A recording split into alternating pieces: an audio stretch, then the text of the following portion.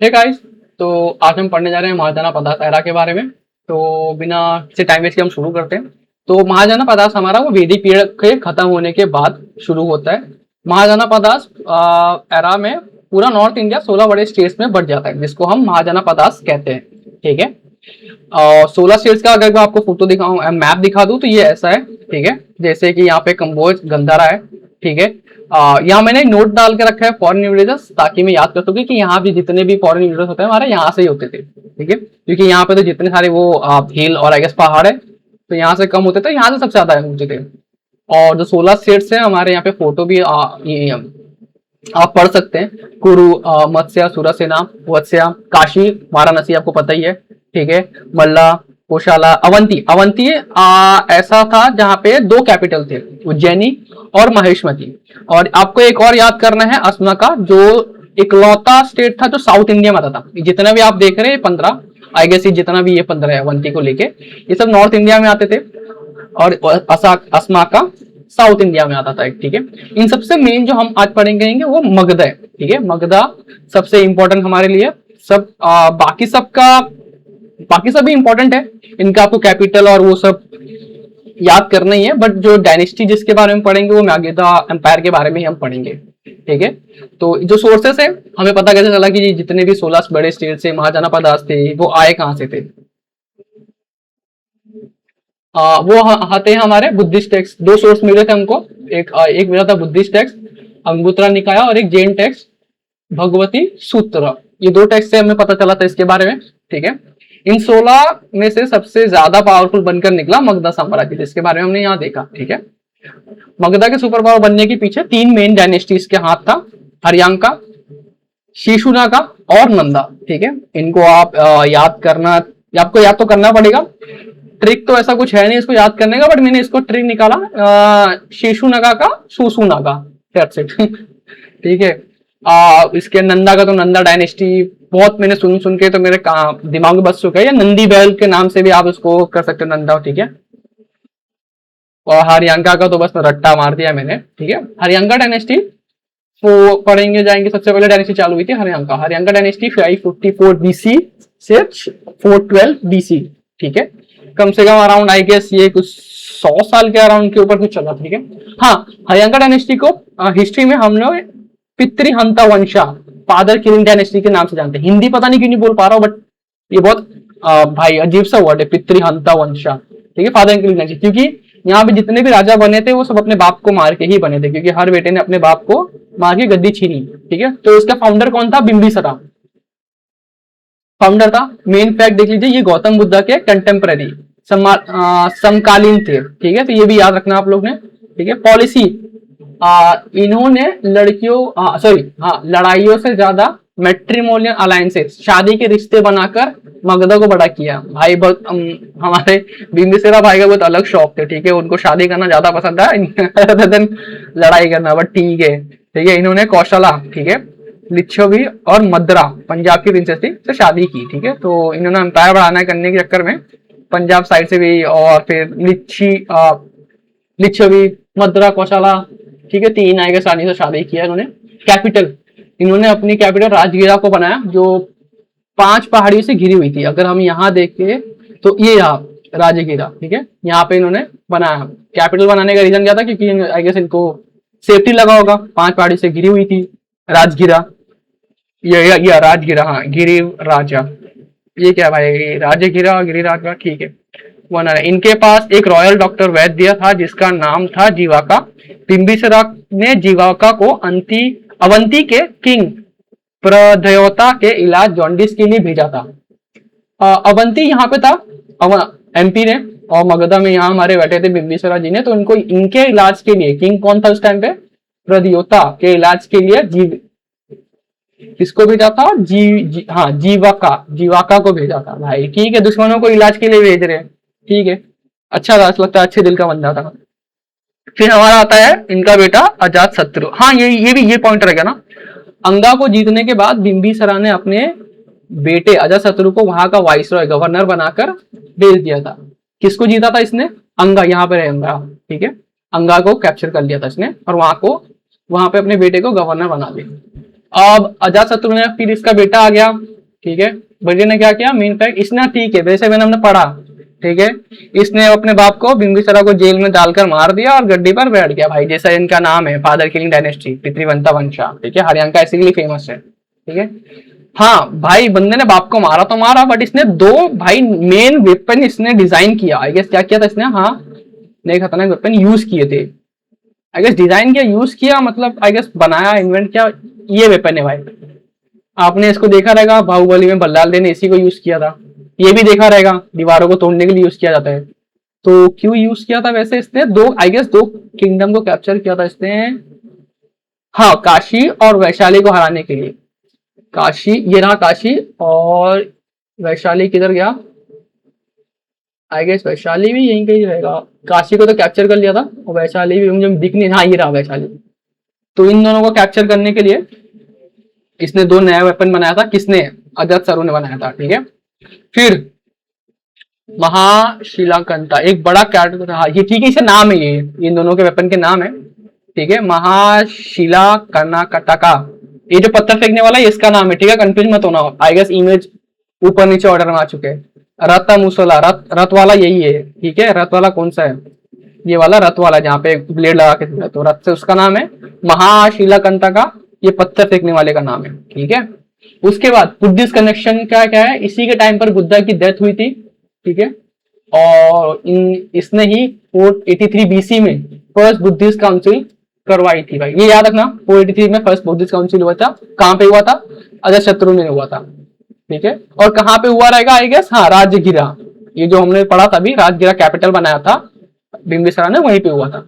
अब इसका बेटा आ गया उद्यन, हाँ मैंने और ये मैंने कंफर्म भी करा है कि उद्यन ने अपने बाप को मार के ही गद्दी ले ली थी।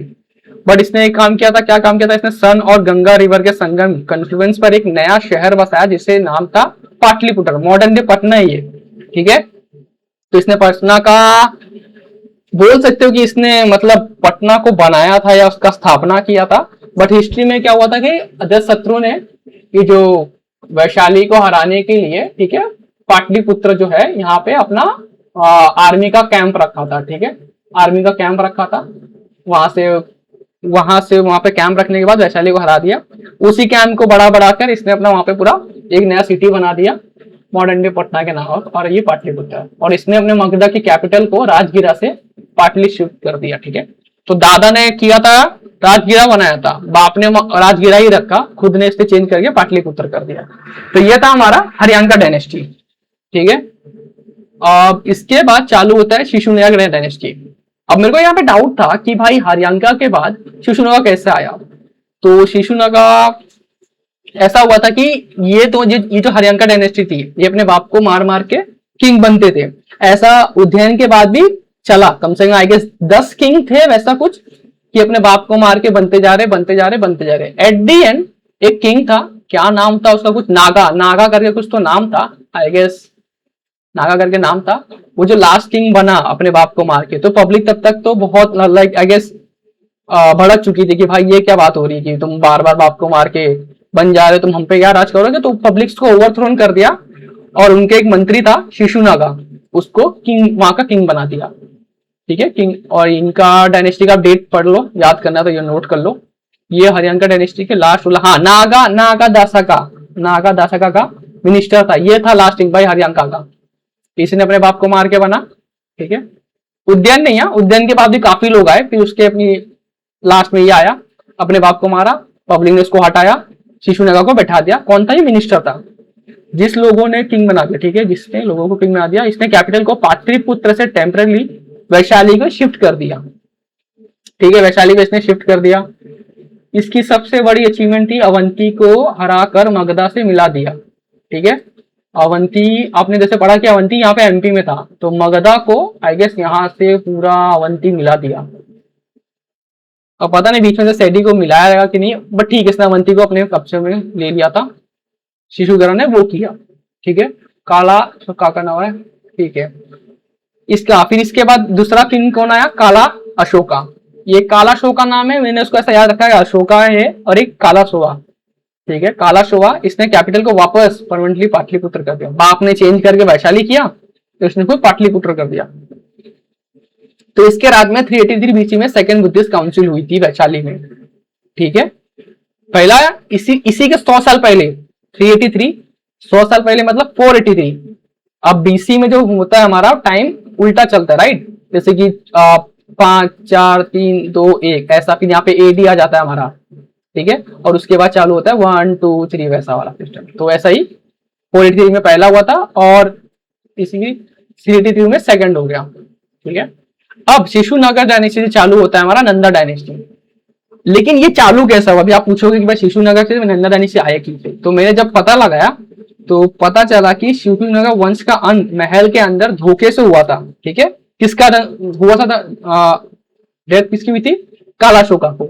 महापदानंदा ने पहले राजा काला शोका को खंजर से मारा और फिर उसकी सभी 10 बेटों को मरवा कर मगधा की गद्दी पर कब्जा किया। हमें पता क्या चलता है, ये बनभट्टा की बुक हर्ष चरित्र। तो ये चरित्र जो है भाई वो गंदा था महापद्मनंदा का। ठीक है, शिशुनगा का वंश को हाँ हत्या कर दी। तो इसने ऐसा नहीं किया कि इसने मार के तुरंत 10 बेटों को मार के कब्जा कर लिया, ऐसा नहीं था। इसने काला अशोका को मारा और उसके बाद उसके सभी 10 बेटों का कुछ तो केयर टेकर बन गया कि क्वीन को बसलाया फुसलाया, एक एक करके सारे बेटों को मार दिया और फिर खुद किंग बन गया। था गंदा बट काम कुछ इसने अच्छे मतलब बहुत सारे अचीवमेंट वाले भी किए। ये इंडिया की पहली नॉन क्षत्रिय डायनेस्टी थी। हाँ, ये जो नंदा है ये नॉन क्षत्रिय, ये कोई शूद्र से आता था, मेरे को पता चला था ये कहीं शूद्र से आता है, छोटा वाला। और ये इंडिया की पहली नॉन क्षत्रिय डायनेस्टी है। महापदानंदा फाउंडर थे नंदा डायनेस्टी के। ठीक है, मेन फैक्ट ये हिस्ट्री का सबसे पावरफुल उन्होंने से एक माना जाता है। ठीक है, इसने सारी क्षत्रिय किंग को हरा के इसीलिए 2 टाइटल लिया था इसने पे, कौन सा? सर्व शतंकना और एकारत। ठीक है, द सोल मोनार्च, उसको पुराना में उग्र सेना भी कहा जाता है, आर्मी और ये। ठीक है, महापदानंदा था बंदा खतरनाक बट दिल का गंदा था भाई, तो अभी समझ लो। फिर इसका बेटा कौन आया? धनानंदा, लास्ट रूलर। ठीक है, लास्ट रूलर। नेचर ये बहुत ही ज्यादा लालची और क्रूर था, जो जनता पर बहुत हैवी टैक्स लगाता था। टैक्स के बारे में हम लोग एक अलग से वीडियो बनाऊंगा, कौन कौन से टाइप के टैक्स होते थे। ठीक है, तो आप वहां पढ़ लेना। और इसी के टाइम पे ये याद रखना कि धनानंदा इतना कुछ खास था नहीं, बट इसी के टाइम पे ये आया था कौन? Alexander the great. ये कब आया था? 320 बीसी में आया था, इंडिया में अटैक किया था। इस पे अटैक नहीं किया था उस टाइम पे, मगधा का किंग ये था। अटैक किस पे किया था? हमारे पोरस पे किया था। ठीक है, वो पढ़ेंगे हम लोग, वो भी मैंने फैक्ट ऐड किया है इसमें एंड में। ठीक है, हाँ, तो अलेक्जेंडर ने इंडिया पर अटैक किया, तब मगधा का राजा यही धनानंदा था। अलेक्जेंडर की आर्मी की विशाल सेना हाथी को ही देख के वो डर गया था और उसने 20 रिवर पार ही नहीं किया, तो वहीं से वो रिटर्न चला गया था। फट गई कि भाई हाथी को देख के भाई किसकी नहीं फटेगी। ठीक है, द एंड हाँ, इसका एंड कैसे हुआ भाई? ये देखो, इसने चाणक्य कौटिल्य का इंसल्ट किया था। बाद में चाणक्य ने चंद्रगुप्त मौर्य को ट्रेन करके धनानंदा को मरवा दिया और मौर्यन एम्पायर की शुरुआत की। ठीक है, तो हमारा नेक्स्ट टॉपिक रहेगा, इसके बाद मौर्यन एम्पायर के बारे में पढ़ेंगे। तो हमारा हिस्ट्री कैसे महाजनपद अवध एरा से अब मौर्यन एम्पायर पे आ चुका है। आई होप आपको बहुत सारे क्लियरिटी आई रहेगी इस टॉपिक के बाद। तो थोड़े से फैक्ट है। फ्लैश पॉइंट, जब नंदा वंश चल रहा था तभी नॉर्थ वेस्ट इंडिया में अलेक्जेंडर दिखा, हाँ हमने पढ़ा, नंदा में आ गया था। तो बैटल ऑफ, हाँ एसएससी के पॉइंट ऑफ व्यू से यहाँ भी देख लीजिए, बैटल ऑफ बुडापेस्ट 320 बीसी में हुआ था। ये लड़ाई किंग पोरस, पुरुषोत्तम उस टाइम पे उसका आई गेस नाम था, और ये ग्रीक वाले उसको बुला नहीं पा रहे थे, उसको किंग पोरस बोलते थे। ठीक है, हुई थी। पोरस बहुत बहादुरी से लड़ा, पर क्या मतलब बहादुरी से लड़ गया फिर भी हार गया भाई वो। ठीक है, रिवर ट्रैप हिडापेस किस रिवर का एंशिएंट नाम है? भाई झेलम रिवर, ये भी याद रखना। ठीक है, ये झेलम में बहुत आता है। ठीक है, ये कुछ टेबल है, आप समरी निकालने के लिए आप लोग नोट बनाना चाहेंगे तो ऐसा बना सकते हो।